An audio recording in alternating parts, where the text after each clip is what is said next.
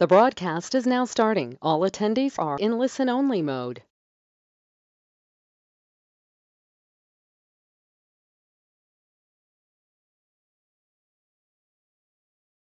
Good afternoon, everybody, and welcome to our Lunchtime Webinar Express series. We've got a great session today on partnership marketing with Dave Plunkett, who will talk us through his dance framework for successful partnerships. If you've watched any of our Webinar Express sessions before, then you'll know how this works. But for those joining us for the first time today, a very warm welcome to you. It's great to have you with us. Before I hand over to Dave, I'll very quickly give you some information about the session, how you could submit your questions for the Q&A, and where to go if you want to watch the session again. So we'll be hearing from Dave for around 30 to 35 minutes. We'll then move into a 10 to 15-minute Q&A to answer some of your questions. You can post your questions at any time during the session by clicking on the question mark. We've circled the question mark for you, so if you're watching on a laptop, you'll find it on the right-hand side of your screen, or along the top or bottom if watching on a tablet or smartphone. Dave has very kindly agreed for the slides to be available to download whilst we're broadcasting. So if you pop into the handouts section, which looks like a little memo icon with the top edge folded over, you can download them from there. And if you want to watch the session again, just head on over to our YouTube channel. You can find the Webinar Express under the playlists, and you'll find it in there along with the entire series of our webinars to date. We've got a broad range of webinars, all free to access and available whenever you want. So do take a look, as we've had some fantastic sessions since the start of the series. If you would like to share any thoughts about today's webinar on the socials, you can use the hashtag CIM events.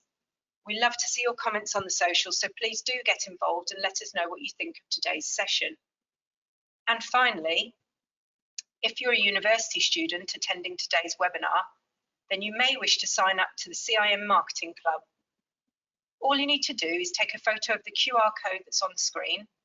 Alternatively, you can hop onto our website and find the Marketing Club webpage under the qualifications drop-down menu. It'll keep you up to date with the latest trends, innovations and concepts in the marketing industry, so it's really worth taking a look and signing up. Okay, so I'd now like to introduce our guest speaker for today's session, Dave Plunkett from Collaboration Junkie.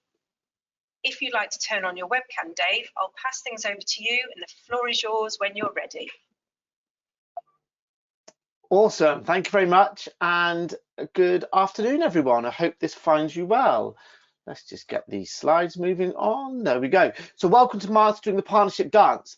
And I want to start by taking you on a journey before the days of social media and pay-per-click, before direct mail, potentially before even the written word.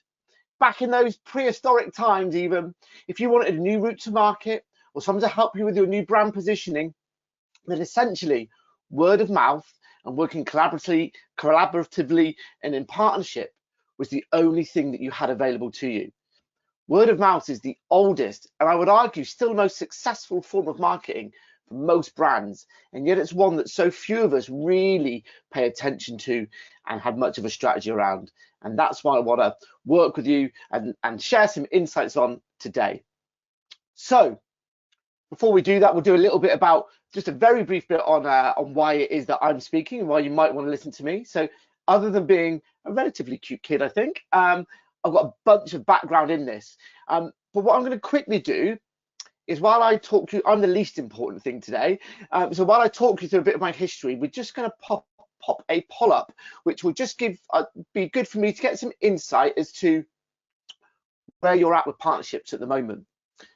So while you're answering that, you may have noticed on the on that sheet of logos that one that was business scene. I've got a background in business membership, so I ran my own worked for the Chamber of Commerce. I then ran my own membership organisation, which we grew to almost 2,000 members, almost entirely through referrals and strategic partners. I then ran a benefit business, working in partnership with people who have business communities to provide benefits to them through some of those logos you saw up there, some global brands such as Regis and Volvo, and Yale would use us as their as their access point for the SME market. So had some successes, but also had some either made or witnessed a bunch of mistakes along the way. And I've turned those into the work that I do now at Collaboration Junkie, which is where I work with service and SaaS businesses to really help them with the skills and the strategy to get strategic partnerships right and really working for them, because it's such a powerful way to work when we do get that right. So I'll leave this pot up here just a couple of seconds more. Brilliant. Slides back. So I kind of did the little story bit at the start, and I mentioned that I normally work on lead gen, but I'm aware that there's going to be a broad range of you on here today, and so it's not just about leads. The framework works for all different sorts of partnerships, and I'm just going to highlight some of those with some stats. Who doesn't love a good statistic? So I think I'm going to have to click my mouse. So the first one up, pretty broad. We've got 97% of companies surveyed believe that partnerships are critical to their success. No surprise there. Getting a little bit more specific though, Harvard Business Review found that companies that collaborate with external partners are more likely to be successful at developing new products and services. So innovation is a key reason to be partnering and collaborating with others. Then looking back on the marketing piece, we've got this one here about brand awareness. So things like credibility by association and brand awareness, another essential, really strong reason to partner and get it right. But it's not just external partnerships, kind of working collaboratively with others, particularly when we're in large organizations, is a key skill. And yeah, a report by Deloitte here showing about that strong collaborative culture within organizations leads to higher performing teams. And then we move into a little bit more into my normal wheelhouse around revenue growth and real kind of hard ROI. We've got some stuff here on 50% more likely to report revenue growth. And if we really want to get down to the lead gen stuff, 84% of B2B decision makers start the buying process with a referral. So absolutely huge numbers there. And I think what it does show is that old saying about it's not what you know, it's who you know, really comes to the fore. And okay, I think it's not just what you know, because what you know is important, but it really needs to be seeded with and supported with who you know as well. And we live in a relationship economy, and the strength of our relationships really will enhance the strength of our business and the strength of our results and the work that we do. But we need a strategy behind it. And before I move on to my dance framework, which is going to outline that strategy, I'm just going to pop up those poll results again and see where we're at. Okay, also a pretty even spread actually. So identifying, okay, brilliant. So that we've got a reasonably even spread there. The engaging with and acquiring new partners doesn't surprise me at all. Actually, that's one I see quite a lot, but an even spread across the other piece. Okay, right, if we could get the poll down now, that would be wonderful. Wait for my slide to pack up. So there were 5 answers that I asked you to select from.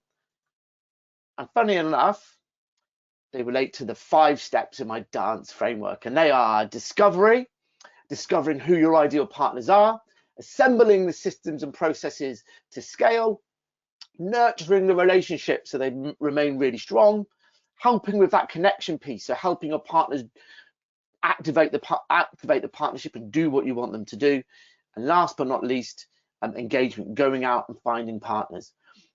One thing I will say before we move on though is that engagement piece that scored so highly on the poll, actually if you get these other bits right, that engaging with and getting new partners on board actually becomes much easier than we think it would be. So moving swiftly on, there's an underlying rule that's going to go right across everything that I talk about over the next 30 minutes, and that's make it easy. We are all busy people, whether you're a business owner, whether you're in-house marketing part of a team, whether you're a marketing director, we're all busy people, which means we become inherently lazy. And I don't mean Netflix slobbing out on the sofa lazy. I mean, if something isn't easy for us to do and it's not part of our core day-to-day activity, if it's not easy for us to do both physically or take too much brain power, we'll put it on the I'll get round to it pile, And I don't know about your piles, my get round to it piles sometimes only get touched when I'm wiping them off the proverbial desk to start again.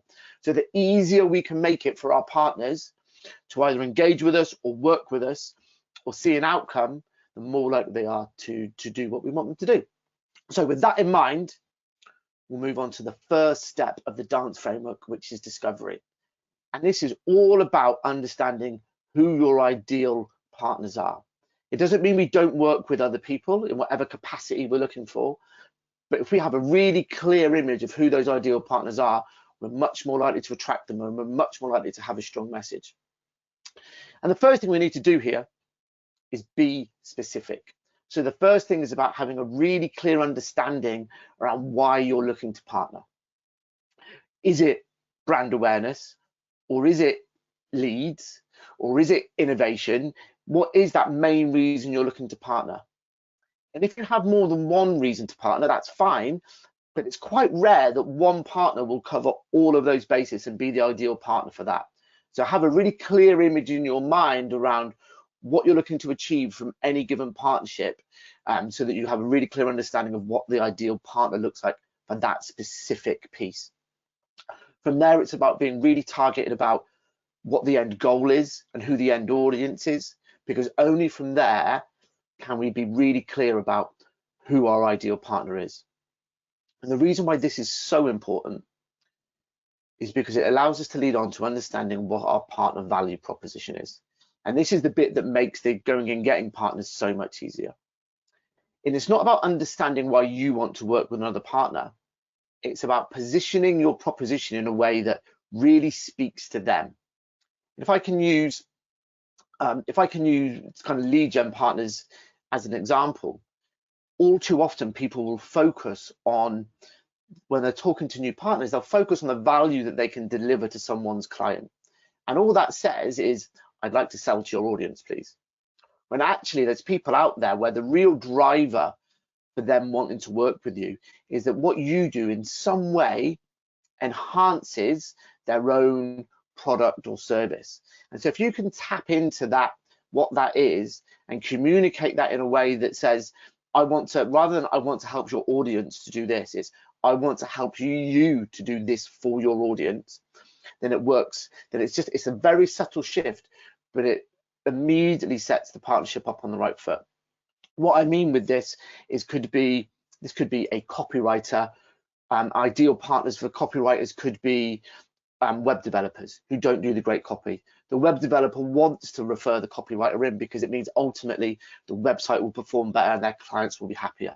It's that sort of level of relationship, and just positioning that it's not about, as a copywriter, it's not about you delivering great copy for that web developer's clients. It's about helping the web developer deliver a better website for their customers and deliver a better result. It seems obvious, but so few people position their propositions in this way. And whether it is lead gen, or whether it's brand awareness, or whether it's internal collaborations, really understanding what's in it for the partner, not the end kind of recipient, will absolutely allow you to set your partnerships up in the right way and get people excited about working with you. So that's the discovery piece. Knowing who our ideal partners are and crafting a message that's really compelling for them to want to work with us. We then move on to assembly. Now, the reason why I use, this is the systems and the process, it's the behind the scenes things. The reason why I use a festival image isn't just because I love festivals, which I do, but it's because imagine you were going to a festival, you'd seen a lineup, whatever type of music it is you like. Imagine the greatest lineup in the world at a new festival. You've got your ticket, you're super excited to go, and then you get there and the queuing is a nightmare. It takes you 2 hours to get in. When you get there, there's only one bar and it's poorly run. And then when the music starts, the set lists are all out of sync. So bands are on at a different time and the sound's rubbish. It's awful, right? And it means that no matter what happens the following year, no matter how good the lineup is, you're probably not going to go back because the behind the scenes systems and setup was just all wrong and you've lost trust. And so having this behind the scenes stuff right, it's about building and maintaining trust with your partners, which is absolutely crucial if you want to form long-term partnerships. and it's also about setting up to scale. Now, there's all sorts of things that go on with this, but there's one, in bearing when we've only got a short amount of time, there is one key thing that I want to mention, and it's to do with tracking. And whether that's lead gen partnerships where you're tracking leads, whether it's tracking results, whether it's tracking other commercial drivers, whatever it may be, the key metrics of your partnership, they need to be tracked. You need to be able to communicate them back to your partners quickly, efficiently, and easily. Because if you can't, then one of two things happens. If there's a commercial angle to it, there's a chance that you look a little bit dodgy, that something hasn't been registered before, hasn't been registered correctly, and any kind of commercial arrangement might not go through. Or people think you're incompetent and you just don't know. And crook and incompetent are not good looks when we're trying to form partners, particularly where there's a commercial aspect. So it's really important to get the tracking of whatever data is happening amongst your partnership right. And on that note, you can spend thousands on a monthly basis on partnership software, or you can use a spreadsheet. I'm a big fan of CRMs, but it is better to have a spreadsheet that you use than a fancy bit of software or CRM that you don't. So but whatever you do, make sure that that key data is being tracked. The other piece that I want to cover under this kind of the setup of partnerships is reward and recognition. And now this is such a grey area, particularly in the referral and lead gen space, because there's a great book that I'm sure many of you have listened to called or read called Drive by Dan Pink, where it talks about intrinsic and extrinsic motivation. And with things like referrals, if you from your clients and customers, if you're building referral programs out for your organizations, if you over incentivize a referral up front, then it can really turn people off who would have made that referral for you anyway. There's a well-known bit of accounting software that keeps sending me an email offering me 50 quid if I refer someone to them. And it's just so off the mark, it's ridiculous. Where we're looking at strategic partners, a commercial angle helps elevate the relationship from a friendly handshake to something much more formal and serious. But whatever your type of partnership, one thing that goes throughout everything is people like to be shown gratitude. So if there's been a good result, if something's happened, then make sure you're saying thank you. And if providing something else on top is appropriate, then the more personal you can be, the better. Create those kind of wow moments, those special moments, right? Because at their core, partnerships are based on relationships. And so building that relationship by going the extra mile, doing the personal piece, they're only little things, but they go a long, long way. So we know who our ideal partners are. We've got the systems and the setup there. The next piece to make sure we do is that once they're on board, is that we nurture those relationships in the right way. As I just said, it's that relationship piece sits at its very core. And there can be a danger in some partnerships to over automate and over systemize everything. And in my mind, that doesn't work. There are different reasons to communicate. Sometimes it is transactional. It's about keeping your partners informed about what's going on within that partnership, whether it's results, whether it's progress on particular milestones that have been hit. Whatever your reason for partnerships, there will be milestones that are transactional things that keep everyone else informed. And because of that, there's different styles for doing it. So if it is that more transactional piece, then fine. If things can be semi-automated or even self-serve, there's a dashboard somewhere, wonderful.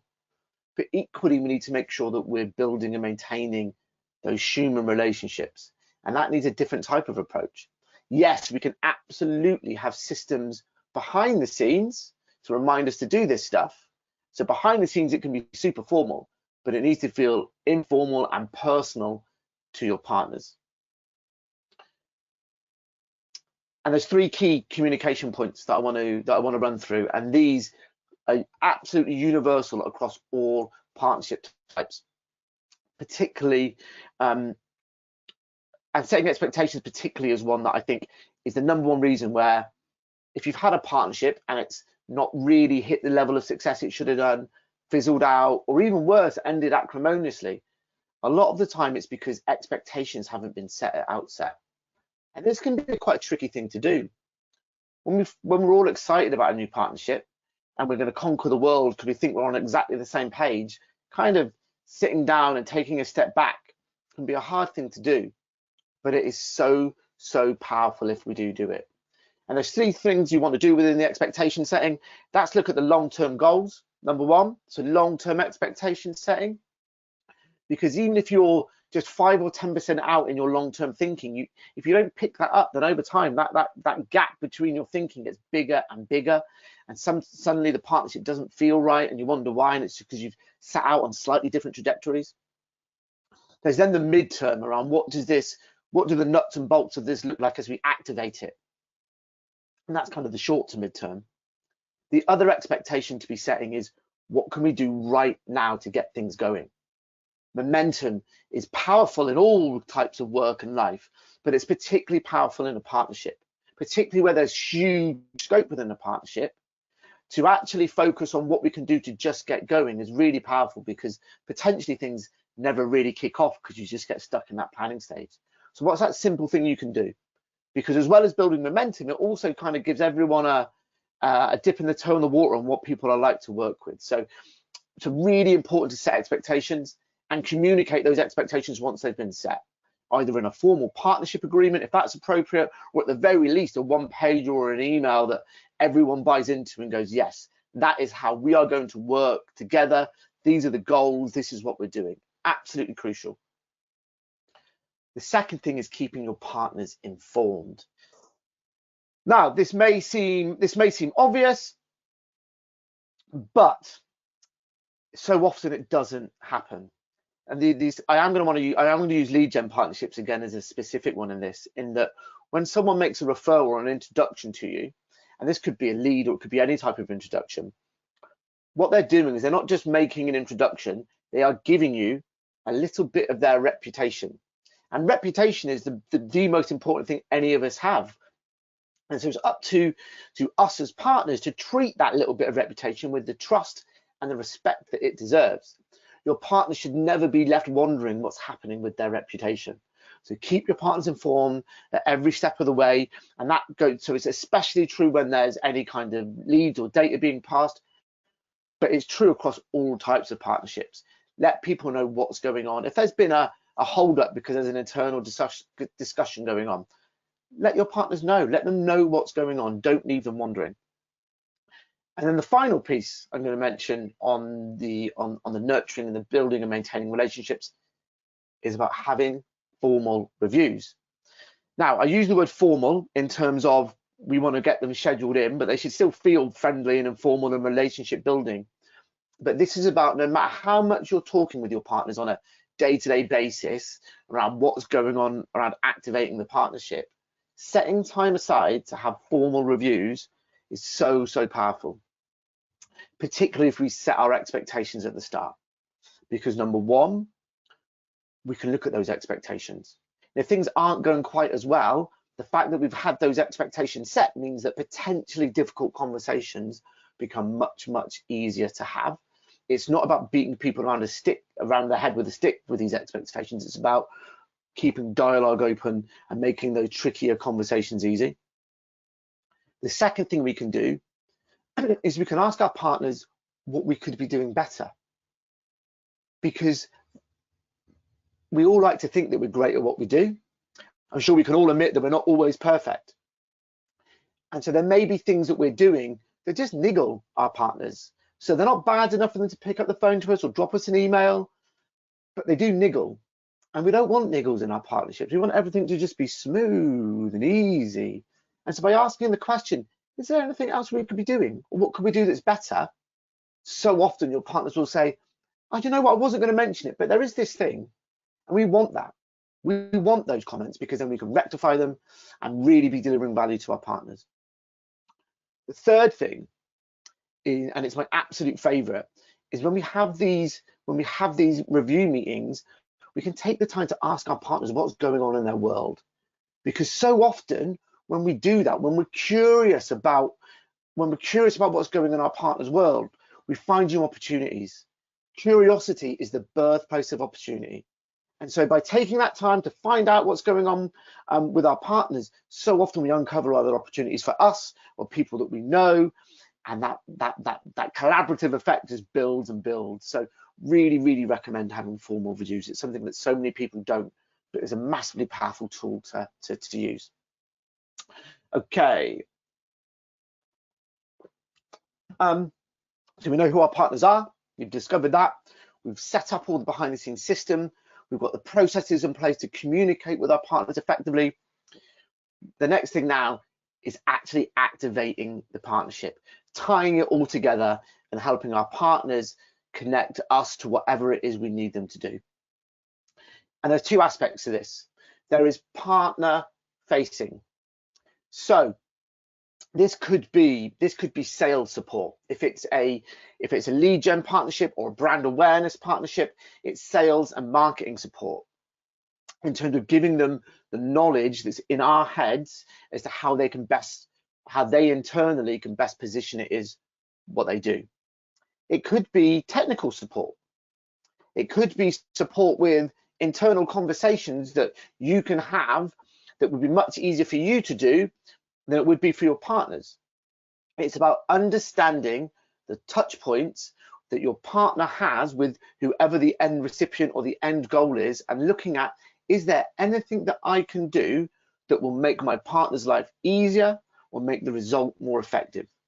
And so often we don't do this stuff, and we think that we worry that we might be, either we don't think about it, or we worry that we might be kind of teaching people to suck eggs, but we're not. There's a saying that I like to use all the time. It's not common sense, it's experience. We all think what we do is common sense because we do it day in and day out. And it's not common sense, it's experience. So once we've got that clear in our mind that what we all do is uniquely great to us, if we can share that experience with our partners and help them along the way, then they are much more likely to help us deliver the end result that we're looking for. So it's a really key one to do that. The other piece is customer facing, or end user facing in a broader sense. And this would be, in marketing terms, all the different marketing stuff we could do essentially. So there's a bunch of them up there. And if we're looking at a lead gen partnership or a brand awareness partnership, then it's all about making sure that you not only have all the stuff that you can proactively provide your partners, but actually take the time to ask them what they're doing. What are they doing at the moment that you can support and you can add more value to, where you can add real value to the end audience in a way that, remember, if we've got that partner value proposition piece at the start right, then our partners want to do this stuff for us. So the easier we make it for them to do that by offering this range of additional support, then the more likely they are to do it.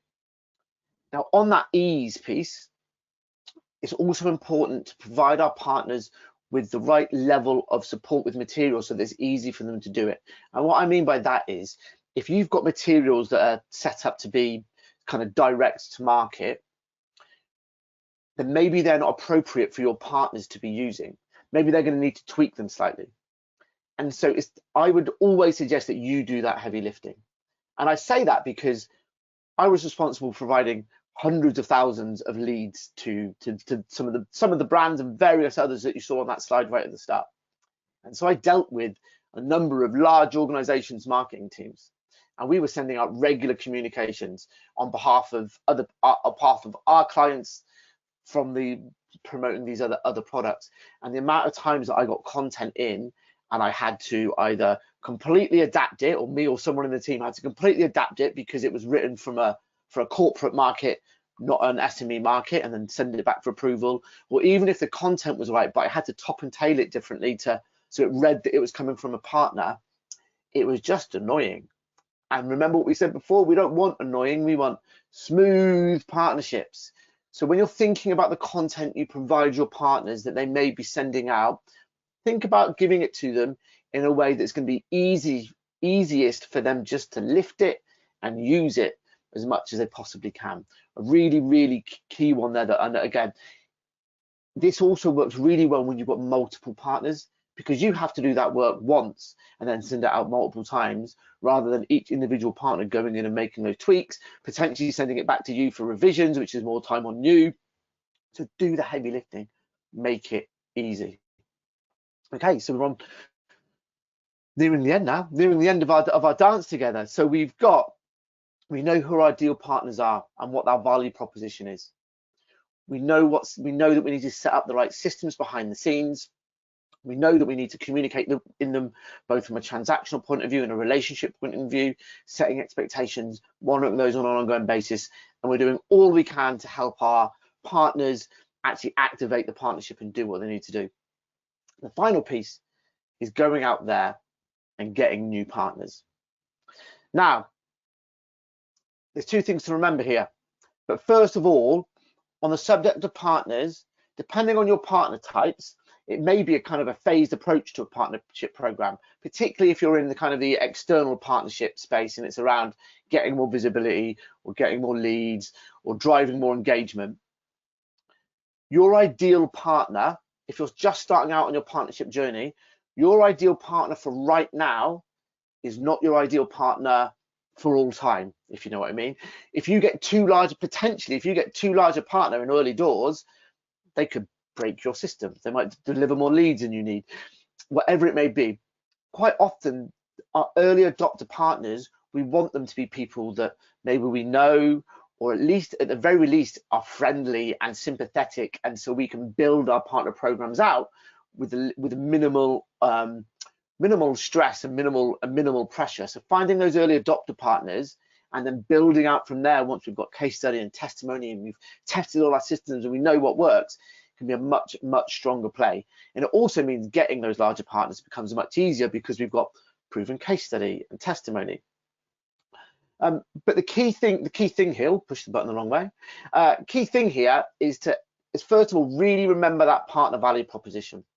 If you can get that piece right around the value delivered to the partner, not the value to the end audience, then immediately they are going to engage with you because you'll stand out from the other messages that everyone gets. And the second thing that I really recommend everyone does is use your network. I do, outside of the partnership piece, I do a lot of work with people on their own kind of referral strategy as well, some from customers and clients. And one of the things I always say to people when I do this work is that remembering referrals aren't just for leads. How often referrals are in every part of our life, aren't they? We look for restaurant recommendations, what to watch on TV, and the same is true within a business environment, and it's especially true with partners. So when you're asking for an introduction for a potential lead or a sale from someone, then there can be a hesitance there because the person making that referral is kind of knows that the person's there's gonna be some kind of pitch on the other end. So unless they're absolutely certain they need the service, there can sometimes be a hesitance. But if you're looking for a referral or an introduction to a potential partner, well, there's no sell there. It's an opportunity. And if it sounds like a sell, then you need to go back and look at your partner value proposition again, because you should never have to sell a partnership opportunity. It is an opportunity.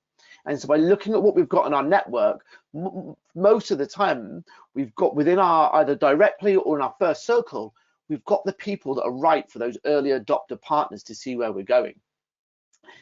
And a nice little extra tip here for you on that use your network one. If there's someone that you know that you think could be a good partner for whatever reason in your business, but you're unsure around how to approach them, then if you're just starting out, asking them for feedback on your partner program is a really good thing to do, because most people are quite nice, and so then most people like to give advice. They like to be thought of, that they like that their opinion counts.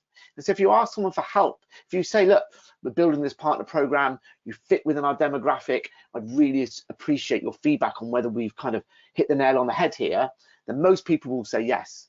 And what you'll get off the back of that is you'll either get some good feedback that there's stuff that needs improving, or you'll get good feedback that it is right, and hopefully potentially a partner out of it as well. So really remembering that value proposition and using your network should get you the conversations that you need. And at that point, it's knowing you've got the value from all those other bits of the framework. and making sure you make it easy for people to say yes. Let them know how easy it's going to be to work with you, how easy it's going to be to onboard, and setting those expectations. That's the crucial piece.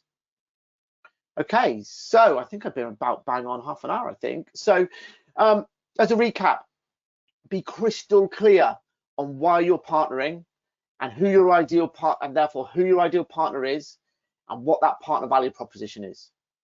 Make sure that you've set up the systems behind the scenes so that you can build trust and you can scale your partnerships as you go. Have the communication processes in place, particularly around setting expectations, keeping your partners informed, and the formal reviews. Do all you can, both in terms of internal support and external facing materials. Do all you can to help your partners activate the partnership and get that connection between them and their audience. And then finally, remember, think about who the right partner is for you right now, focus on that partner value proposition, and use the networks that we all have to help grow those partner channels and whatever partnerships it is you're looking for. So that's me, that's my partnership dance. If you would like to know any more about the work that I do, you can scan that QR code there. It will take you through to a page on my site where we can connect. Also, you can look me up on LinkedIn. I'm Dave Plunkett, Collaboration Junkie. You can jump onto the Collaboration Junkie website, or you can drop me an email to dave@collaborationjunkie.com. I absolutely love to connect with people. It's at the very core of who I am and what I do. It excites me. I love people's stories. So please do connect, reach out if any of this has resonated. You've got any questions, or you'd like to know more about the work that I do, yeah, would love to connect.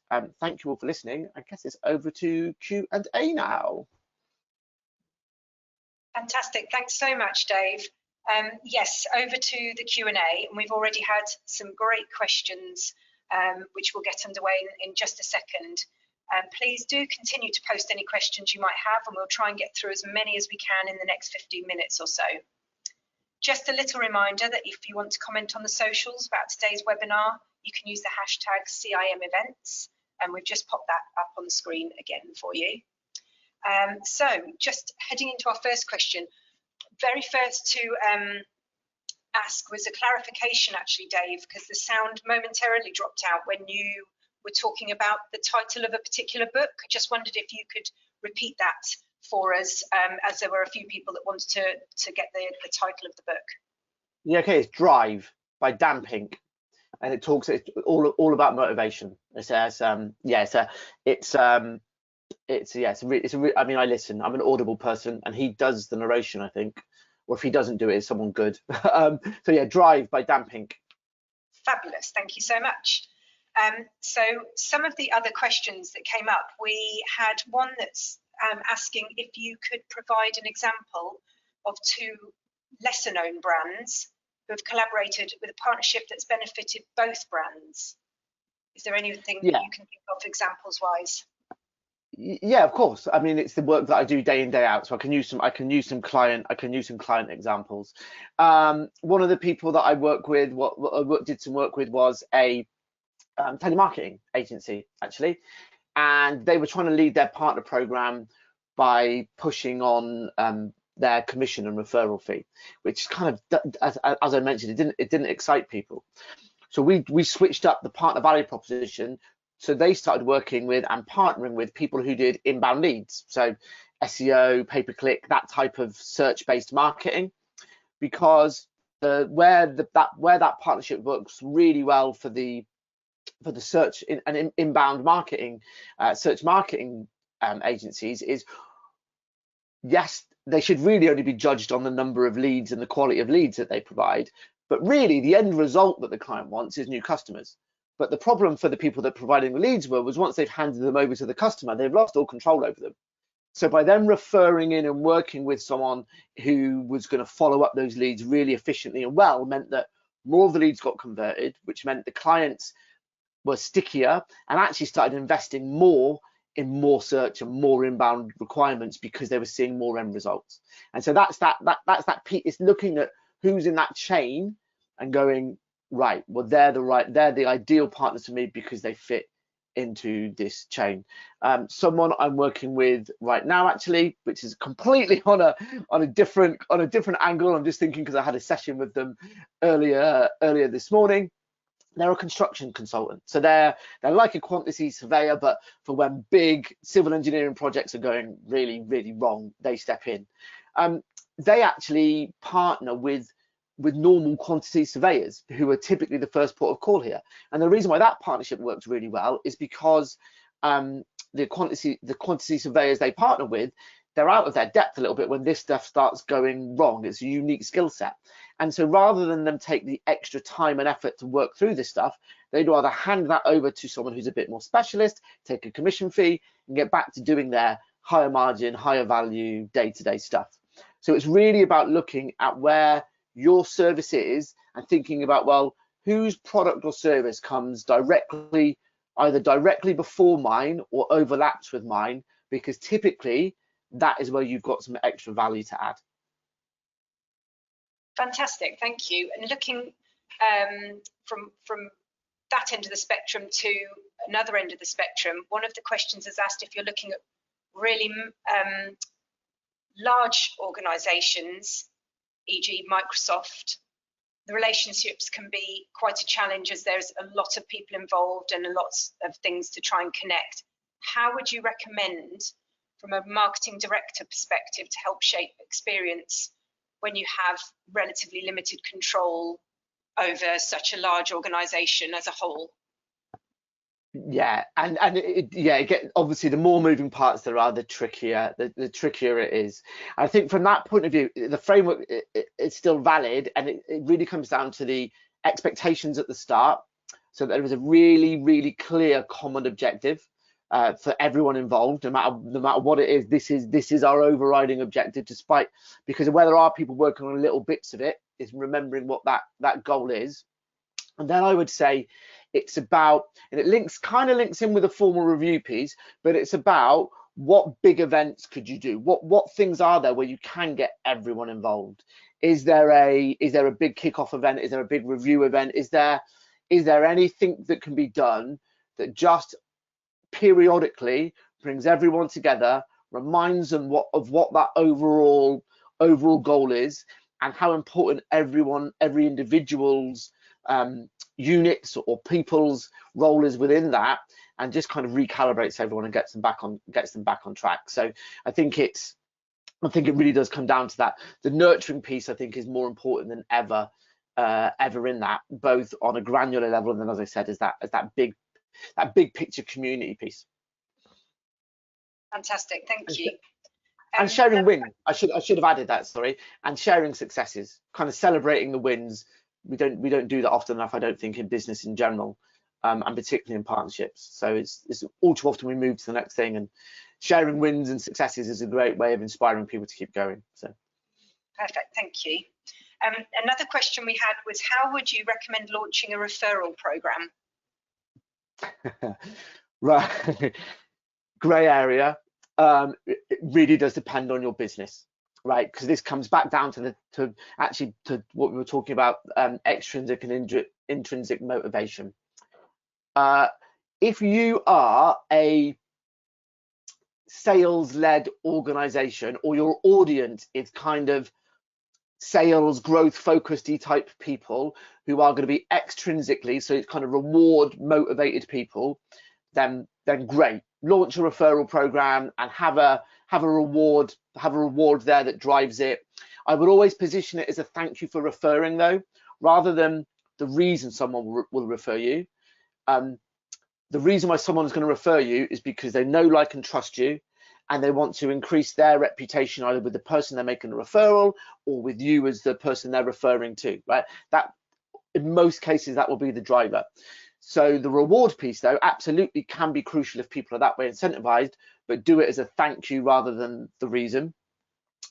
For some brands, though, particularly with smaller businesses, doing it that way doesn't always work. Doing it more organically, and rather than launching a program, just being much more intentional about what you do on a day-to-day basis at the right points in your customer journey where you get wow moments, which often happen much sooner in someone's customer journey than they traditionally ask for referral.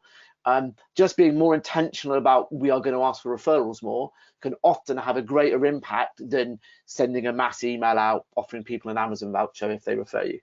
And so I appreciate I've not been very specific there, but that's because it really does vary from business to business and what you're looking to achieve. Whoever that is, if they want to connect with me, then I'm more than happy to kind of give them a bit more a bit more detail when I know a little bit more context. Great, thank you. Sticking with the referral partnerships, another question is asked whether or not you have got or can share any examples of successful referral partnerships between professional services firms, for example, accountants, solicitors, banks. Yeah, so this is an interesting one, and it comes down to the connection piece, I think, because the accountant solicitor one is kind of a very traditional one, I would say, in terms of there's a handshake agreement between a couple of, and I'm being really stereotypical here, by the way, so I apologize in advance because I appreciate what I'm doing here, but they know each other from Rotary or Chamber or something like that, and it's a handshake agreement that there's a partnership here, but stuff doesn't really happen. That's where the connection piece in the framework really comes to its own. That's where both training each other's teams, so just going in and doing a session with the other person's team around identifying the triggers and the moments in time when it's right to make a referral. So if you've got a client that's suffering this pain point, or they're saying this thing, or at this stage in their journey, then it's right time to make an introduction. So kind of putting some process behind that, and then looking at the creative things you can do together. So can you run a joint event? Can you run an event at each other's offices? Can you do a webinar? Can you share blog posts? It's about elevating the informal relationship to a more structured partnership, and that's exactly what that connection piece is all about. So fantastic. And I think we've got time for just one more question that asked, are there any common pitfalls with establishing partnerships, or any golden rules to ensuring that you gain maximum value from the partnership? Yeah, absolutely. So the number one pitfall is the expectation piece. I honestly cannot stress that enough. That's definitely the number one pitfall, is getting all excited and then not setting any expectations around where are we headed and what we're going to do right now. That is the number one pitfall above any other. The second one, though, and it fits into the discovery piece, and I didn't cover it then because it's quite a big subject, is one around values. And again, this is something that becomes that varies depending on the size of organization, around whether you're looking at organizational values, but when it's small businesses, often it's personal values as well, and it's about going with our gut. Like sometimes the audience match can be right, the product and service match can be right, but something just doesn't feel right. And if there's a mismatch in values and how that outwardly affects how we treat our customers, then typically that partnership isn't going to be long term, and something's going to kind of typically something breaks along the way, or the transition of customers doesn't quite work. So yeah, setting expectations, but then also just making sure that because they are based on a human relationship, that values piece, that it feels right, and it's an enjoyable experience, I suppose. Brilliant, thank you so much, Dave. Unfortunately, that's it for our webinar today. So I would like to say a huge thank you to Dave for the fantastic presentation and answering all of those questions for us. And also thanks to the CIM Southwestern Channel Islands group for organising the webinar. We do hope you've enjoyed the session and found it interesting and worthwhile. We'll be sending out a short survey in the next few hours, and we'd love to hear your feedback. We'll only take a few minutes, and all survey responses are anonymous, so please do let us know your thoughts on the session and what you would like to see from our webinar series in the future. We'll be back with our next Webinar Express on Thursday, the 4th of May, with Patty Sanchez from Duarte. So head on over to our events page, our website, and find further details, and you can register for this session if you would like to. So that just leaves me to say a final thank you for joining us today, and we hope you enjoyed the webinar. Take care, everyone, and we look forward to seeing you again soon.